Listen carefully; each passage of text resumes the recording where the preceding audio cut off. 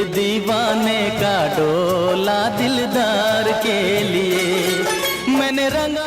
मैं जिस दिन भुला दूं तेरा प्यार दिल से। 90 के दशक की एक ऐसी हसीन अदाकारा जिनकी 6 फुट लंबाई और मोहक मुस्कान ने बॉलीवुड और मॉडलिंग की दुनिया में तहलका मचा दिया। पीछे पीछे आज मेरे चाल दिख जाए, काले काले घुंघराले बाल दिख जाए, दिल वालिया देखता।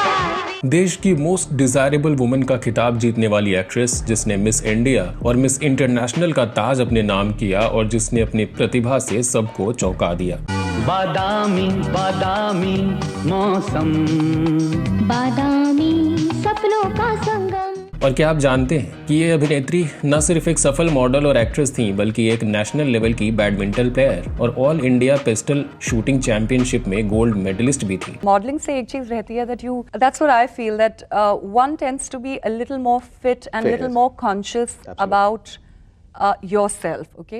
लेकिन कौन जानता था कि सफलता के शिखर पर बैठी ये मल्टी टैलेंटेड एक्ट्रेस अचानक एक ऐसी बीमारी का शिकार हो जाएंगी जो उनकी निजी जिंदगी को पूरी तरह से बदल देगी। एक ऐसा दर्दनाक मोड़ जहां उनका हमसफर भी उन्हें अकेला छोड़ गया। औरत चीज नहीं शक्ति होती है, और इस शक्ति से जो टकराता है खाक में मिल जाता है।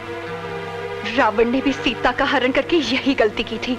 तो आखिर क्यों उनकी लंबाई उनके करियर में बाधा बन गई? क्यों इतनी टैलेंटेड होने के बावजूद वो सफलता के शिखर पर कायम नहीं रह सकी और आज कहां और किस हाल में गुजर रही है इनकी जिंदगी? बताएंगे एक ऐसी कहानी जो ग्लैमर, सफलता, दर्द और गुमनामी का एक अजीब मिश्रण है। आप बने रहिए हमारे साथ।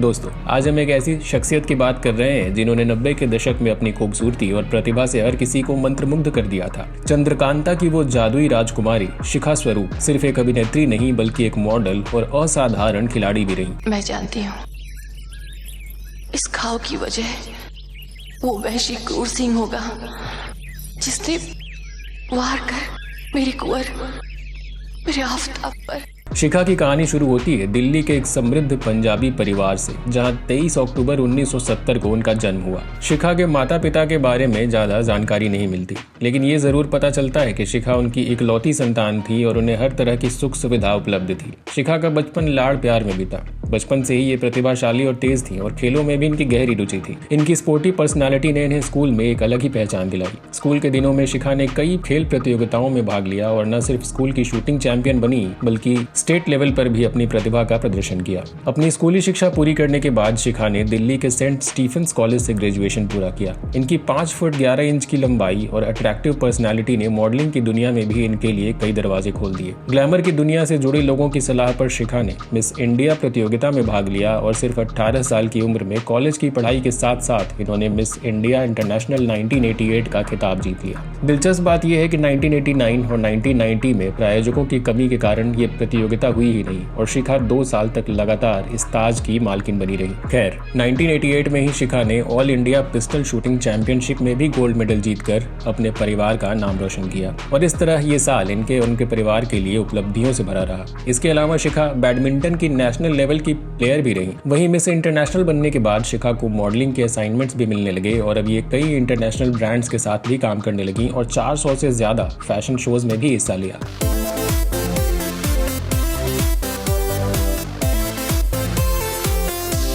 लगातार मिल रही सक्सेस को देख शिखा ने स्पोर्ट्स से ध्यान हटाकर ग्लैमर की दुनिया में अपना करियर बनाने का फैसला किया और इन्हें फिल्मों में आसानी से ब्रेक भी मिल गया। 1990 में इनकी 2 फिल्में रिलीज हुई जिनमें पहली थी आवाज दे कहां है। बरसा गुलाल आज घटा रंग भरी छाई, आई रे होली।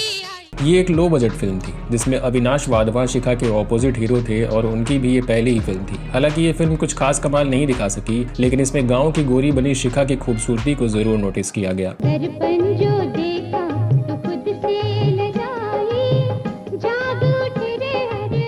तो वही इनकी दूसरी फिल्म मई 1990 में रिलीज हुई जो थी Ismail Shroff directed Police Public. पिताजी, आप इनको कागजात दे दीजिए। आप मेरी शादी की चिंता क्यों करते हैं?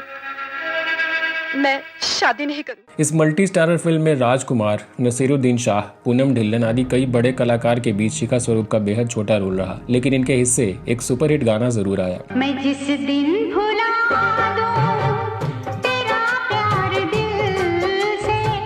ये फिल्म तो हिट रही, लेकिन इससे शिखा को कुछ खास फायदा नहीं हुआ। हाँ, इन्हें आगे भी इस तरह के कुछ और छोटे और मल्टी स्टारर फिल्में मिली, जिनमें एक फिल्म रही प्यार हुआ चोरी चोरी। तेरी खामोशी जुबां बन गई एक प्यार।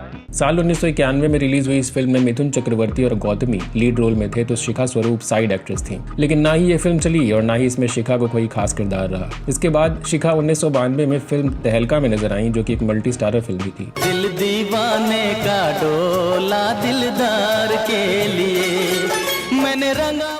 शिखा ने इस फिल्म में पुलिस के किरदार में छोटी मगर दमदार भूमिका निभाई और इस रोल से इन्हें काफी पहचान भी मिली। सर, उन बेवकूफ हिंदुस्तानियों ने उसी वक्त उस नकली फाइल में लिखे आपके एजेंट्स की जगह आपके और मिस्टर कपूर के दुश्मनों की लिस्ट ट्रांसमीटर के थ्रू हिंदुस्तान भेज दी। इसके अगले साल 1993 में शिखा कायदा कानून फिल्म में दिखी, जिसमें अक्षय कुमार के ऑपोजिट नजर आई, लेकिन शिखा का रोल छोटा ही था। मैं क्या समझाऊं, मैं तो खुद उलझ के रह गई हूँ। कितनी दूर चले गए हो तुम किशन, और मैं बिल्कुल अकेली। साल 1994 में शिखा ने फिल्म नागमणि में काम किया, जिसमें ये लीड हीरोइन थी और सुमित सहगल के साथ इनकी जोड़ी थी। इस फिल्म के कुछ गाने बेहद पॉपुलर हुए, जो आज भी सुने जाते हैं। पीछे पीछे आजा मेरे चाल दिख जाए, काले काले घुंघराले बाल दिख जाए, दिल वालिया देखता। इसी साल शिखा फिल्म थानेदारनी में भी नजर आई, जिसमें इनका लीड रोल था। हालांकि ये छोटे बजट की फिल्म थी और इसमें कोई फेमस फेस भी मौजूद नहीं था। तुम चांद हो, मैं चकोरी। तुम्हें छू लेने के लिए मेरे परों में जितनी ताकत होगी मैं उतना उड़ूंगी। वैसे तो शिखा स्वरूप पर इस तरह का रफ एंड टफ किरदार सूट करता था, लेकिन ये फिल्म फ्लॉप हो गई। कैसे सब्र करूं, बापू को मौत ने मार डाला और जीते जी मुझे जिंदगी ने मार डाला। 1994 में ही शिखा स्वरूप एक और फिल्म में नजर आई, जो थी चीता। इनमें इनके साथ एक बार फिर से मिथुन चक्रवर्ती ही हीरो थे, लेकिन अश्विनी भावे मेन हीरोइन थी और शिखा को एक्ट्रेस थी। बच्चे का इतना ख्याल है और बच्चे की माँ का बिल्कुल नहीं। अरे तुम कहो तो खड़े खड़े तुम्हारे लिए अपनी जान दे दूं। मुझे तुम्हारी जान नहीं, जो लिस्ट दी थी वो सामान चाहिए। इसके बाद साल 1995 में शिखा पुलिस वाला गुंडा में नजर आई, जिसमें धर्मेंद्र, रीना रॉय जैसे सितारों के साथ इन्हें अभिनय करने का मौका मिला, लेकिन इससे भी शिखा को कुछ खास पहचान नहीं मिल सकी। For your kind information, ये घर आपका नहीं बल्कि मेरे पति की माँ का है। इस घर के मालिक उनके सौतेले बेटे यानी आपके पति नहीं, बल्कि उनके सगे बेटे यानी मैं। ये फिल्म शिखा के करियर की आखिरी फिल्म साबित हुई और ये फिर किसी और बॉलीवुड फिल्म में नजर नहीं आई। शिखा को फिल्मों में वो पहचान नहीं मिली जिसकी ये हकदार थी। इन्हें या तो छोटी भूमिकाएं मिल रही थी या कम बजट की फिल्में, जहां ये अपनी प्रतिभा का पूरा प्रदर्शन नहीं कर पा रही थी। इसलिए इन्होंने टीवी की ओर रुख किया। हालांकि फिल्मों में इनकी रुचि बनी रही। शिखा की लंबाई भी इनके फिल्मी करियर में एक बाधा बन गई। उस समय फिल्म इंडस्ट्री में एक्टर्स के लिए अपनी को एक्ट्रेसेस से लंबा होना एक मानदंड था और इसलिए शिखा की 5 फुट 11 इंच की लंबाई कई बड़े एक्टर्स से मैच नहीं करती थी, जिसकी वजह से इनके हाथ से कई बड़े बजट की फिल्में निकल गईं। शिखा को फिल्मों में सफलता नहीं मिल रही थी और इनकी पहचान भी नहीं बन पा रही थी। तभी उन्हें दूरदर्शन के लिए एक टीवी शो का प्रस्ताव मिला। 1990 के दशक में दूरदर्शन पर कुछ शोज काफी फेमस हो रहे थे, इसलिए शिखा ने भी टीवी शो में काम करने का फैसला लिया, जो कि आगे चलकर सही साबित हुआ। 1994 में दूरदर्शन पर चंद्रकांता का प्रसारण शुरू हुआ और शिखा रातों रात स्टार बन गई। चंद्रकांता की कहानी ये माना है। देवकी नंदन खत्री के उपन्यास पर आधारित चंद्रकांता एक काल्पनिक शो था, जिसे नीरजा गुलेरी ने लिखा था और सुनील अग्निहोत्री ने डायरेक्ट किया था। शिखा ने इसमें राजकुमारी चंद्रकांता की भूमिका निभाई थी और इससे इनकी लोकप्रियता चरम पर पहुंच गई। मैं जानती हूँ इस घाव की वजह वो वहशी क्रूर सिंह होगा। इस शो में एक्टर शाहबाज खान ने लीड रोल निभाया, जबकि इरफान खान ने बद्रीनाथ और सोमनाथ की भूमिका निभाई। पंकज धीर, मुकेश खन्ना और अखिलेंद्र मिश्रा जैसे एक्टर्स ने भी इस शो में इम्पोर्टेंट रोल्स प्ले किए। और आज इसका नतीजा ये निकला कि मैं खुद विजयगढ़ से बेदखल हो गया।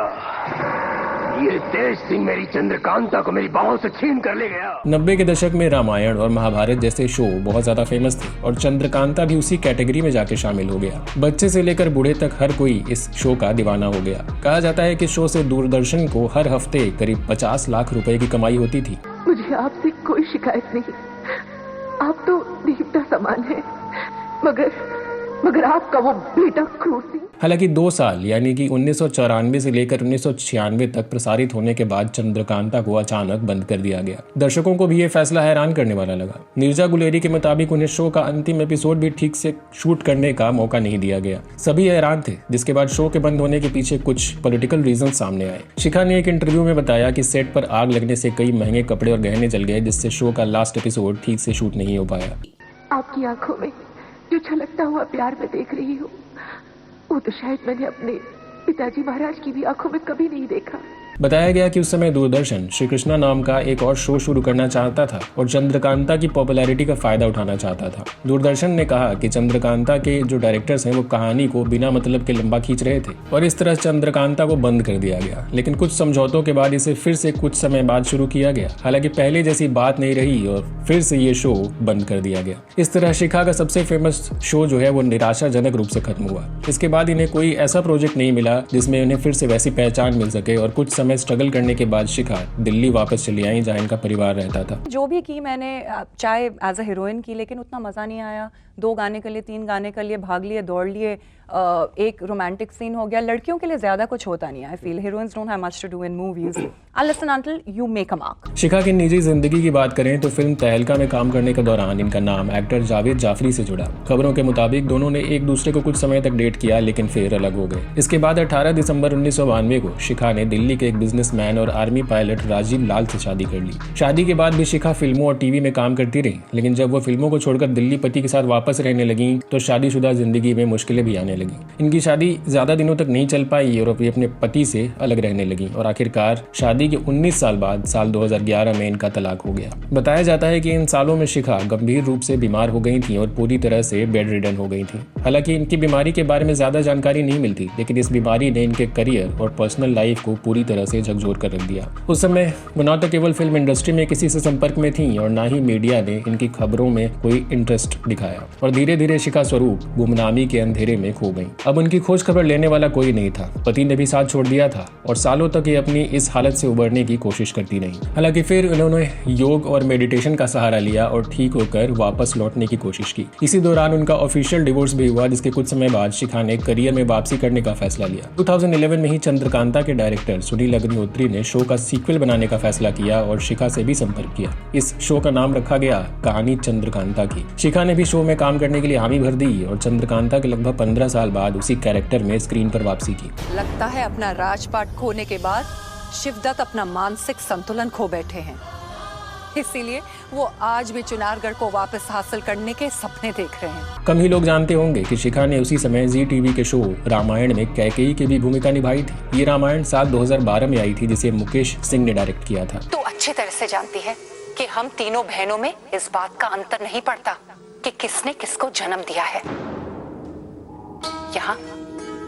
यहाँ मेरे राम मेरे साथ हैं। शिखा ने इससे पहले भी कई टीवी शोज में काम किया, जिसमें 1996 में आया युग, 1997 में शक्तिमान, अंदाज, अमर प्रेम और कहां से कहां तक शामिल रहे। अरे भाई, हिस्ट्री की प्रोफेसर हूँ, यही पढ़ना है पढ़ाना है। और फिर इतिहास तो एक प्रोसेस है, एक्शन रिएक्शन का। इन्होंने लगभग 10 से 11 फिल्मों और आधा दर्जन टीवी शोज में काम किया। शिखा ने धर्मेंद्र, मिथुन चक्रवर्ती और अक्षय कुमार जैसे बड़े स्टार्स के साथ भी काम किया, लेकिन उन्हें ये पहचान नहीं मिल सकी जिसकी ये हकदार थी। ये फिल्म इंडस्ट्री में अपनी जगह नहीं बना पाई और इन्हें सिर्फ टीवी शो का स्टारडम ही मिल सका। और इस तरह शिखा की जिंदगी एक रोलर कोस्टर की तरह रही, जिसने इन्हें ऊंचाइयों पर भी पहुंचाया और फिर जमीन पर भी गिरा दिया। हाल ही में शिखा स्वरूप तब चर्चा में आ गई जब इनकी लेटेस्ट तस्वीर इंटरनेट पर वायरल हुई। तस्वीर को देख कुछ लोगों ने इनके फिटनेस की सराहना की तो वही कुछ लोगों ने चिंता भी जताई। हालांकि शिखा स्वरूप ने कोई भी रिएक्शन नहीं दिया। शिखा अब 54 साल की हो चुकी हैं और कुछ सूत्रों के मुताबिक ये अब गारमेंट एक्सपोर्ट से जुड़ा बिजनेस करती हैं। अब ये दिल्ली में रहती हैं और कभी कभी अपने जानने वालों और फैंस के साथ तस्वीरों में भी नजर आती हैं। चूंकि ये दूसरे सेलिब्रिटीज की तरह सोशल मीडिया पर एक्टिव नहीं है, इसलिए इनकी जिंदगी के बारे में बहुत ज्यादा जानकारी नहीं मिलती। 80 और 90 के दशक में कई टैलेंटेड एक्टर्स आए जिन्होंने अपने काम से दर्शकों के दिलों पर राज किया, लेकिन फिर गुमनामी के अंधेरे में खो गए। किसी को अच्छी फिल्में नहीं मिली तो किसी को टाइप कास्ट कर दिया गया, किसी को इंडस्ट्री पॉलिटिक्स और ग्रुपिज्म के कारण काम नहीं मिला तो किसी को उसकी पर्सनल लाइफ ले डूबी। शिखा स्वरूप भी उन गुमनाम कलाकारों में से एक नहीं जो बॉलीवुड और टीवी की चकाचौंध में टिक नहीं सकी। इनका कोई फिल्मी बैकग्राउंड नहीं था और कनेक्शंस भी नहीं थे, इसलिए कुछ प्रोजेक्ट्स के बाद इनके हाथ खाली हो गए। साथ ही ज्यादा लंबाई भी इनके लिए एक समस्या बन गई और ऐसा सिर्फ इनके साथ ही नहीं हुआ बल्कि सोनू वालिया, युक्ता मुखी, पूजा बत्रा और कुछ हद तक सुष्मिता सेन के साथ भी यही हुआ। ये एक प्रतिभाशाली लड़की की कहानी थी जो कई कलाओं में माहिर थी, लेकिन फिर भी अपने लिए एक ऊंचा मुकाम हासिल नहीं कर सकी। आप इसके पीछे क्या कारण मानते हैं, हमें कमेंट्स में जरूर बताएं। बॉलीवुड की किसी बेबाक स्टोरी के साथ अगले वीडियो में आपसे फिर होगी मुलाकात। तब तक के लिए नमस्कार।